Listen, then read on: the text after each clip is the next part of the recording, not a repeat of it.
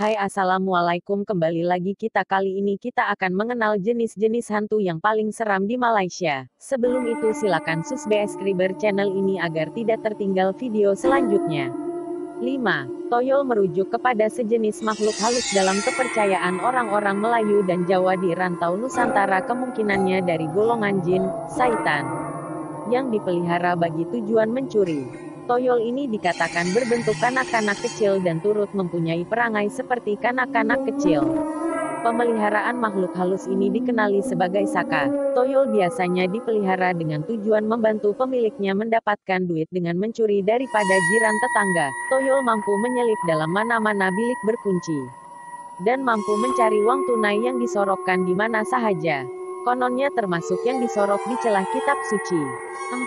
Hantu penanggal. Hantu penanggal atau juga dikenali sebagai hantu tengelong di negeri Kedah atau Balan-Balan di Sabah, merujuk kepada seseorang wanita yang menuntut ilmu hitam bagi sesuatu kepentingan. Mereka yang menuntut ilmu ini mampu menceraikan kepala dengan badan mereka dan kepala mereka mampu terbang dengan tali perut terurai-urai. Darah yang menitik dari tali perut mereka dipercayai berbisa dan akan menyebabkan kudis kepada mereka yang terkena.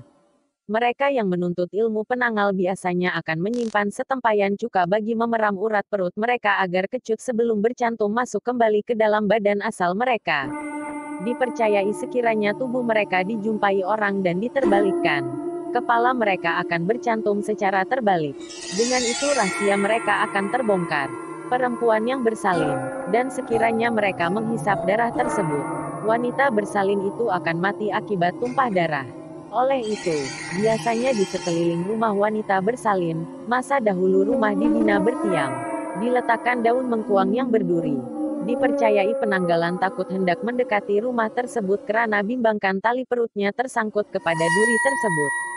Ketika penanggalan terbang, ia dipercayai berupa cahaya putih berkilauan dari urat perut mereka yang terburai itu. 3. Pontianak. Ialah sejenis makhluk gaib dipercayai oleh masyarakat Melayu bahwa ia berasal daripada perempuan yang mati ketika mengandungkan anaknya. Terdapat juga pendapat menyatakan bahwa ia merupakan jin, hantu liar yang bertindak mengganggu manusia. Pontianak digambarkan sebagai wanita cantik berambut panjang, berbaju panjang warna putih dan keluar pada bulan purnama. Dalam cerita rakyat Melayu, sosok lembaga ini digambarkan dalam bentuk wanita cantik dengan punggung berlubang. Menurut kepercayaan masyarakat Melayu, benda tajam seperti paku bisa menangkal serangan Pontianak. Hal ini karena Pontianak ini dikatakan mempunyai lubang di belakang tengkuknya. Maka sesiapa yang tersempak Pontianak dalam jelmaan wanita, maka paku hendaklah ditancapkan di lubang belakang leher ini lalu menukarkan Pontianak tersebut menjadi wanita manusia. Sekiranya paku itu dikeluarkan, ia akan kembali menjadi Pontianak. 2. Hantu raya. Hantu raya dalam budaya Melayu merujuk kepada sejenis makhluk halus. Ia dikatakan terdiri daripada golongan jin atau syaitan, yang dipelihara bagi tujuan membantu tuannya melakukan kerja dan juga bagi memudaratkan musuh. Pemeliharaan makhluk halus ini dikenali sebagai saka. Hantu raya akan dikawal oleh pemiliknya yang boleh menyuruhnya melakukan apa-apa juga jenis kerja berat. Hantu raya juga boleh disuruh oleh tuannya bagi merasuk seseorang.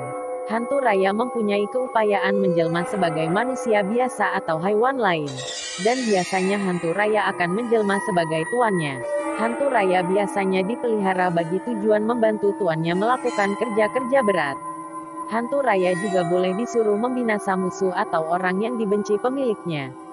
Dinamakan hantu raya bersempena size-nya yang besar seperti penggunaan dalam bahasa Melayu balai raya, jalan raya dan sebagainya. Hantu raya boleh menyerupai bentuk manusia.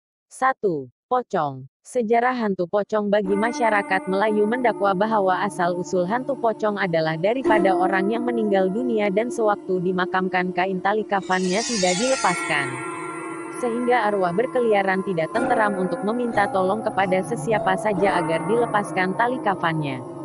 Dan ada juga mayat menjadi pocong karena kematiannya secara mengejut, seperti mati dibunuh, mati kemalangan dan yang lain-lain seumpama itu.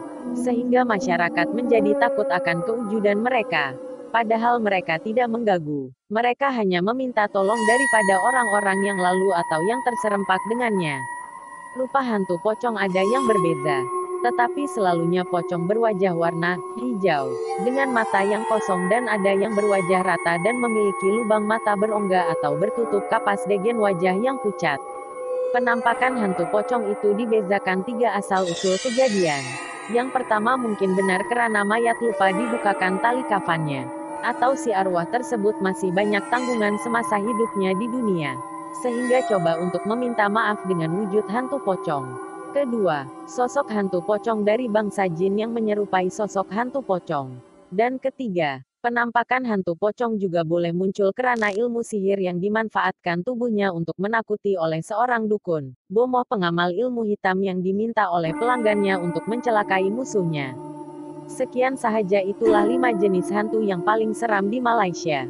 Dan semestinya terdapat lagi jenis-jenis hantu yang lainnya yang akan dibahaskan di video selanjutnya. Silakan subscriber agar Anda tidak ketinggalan untuk video seterusnya.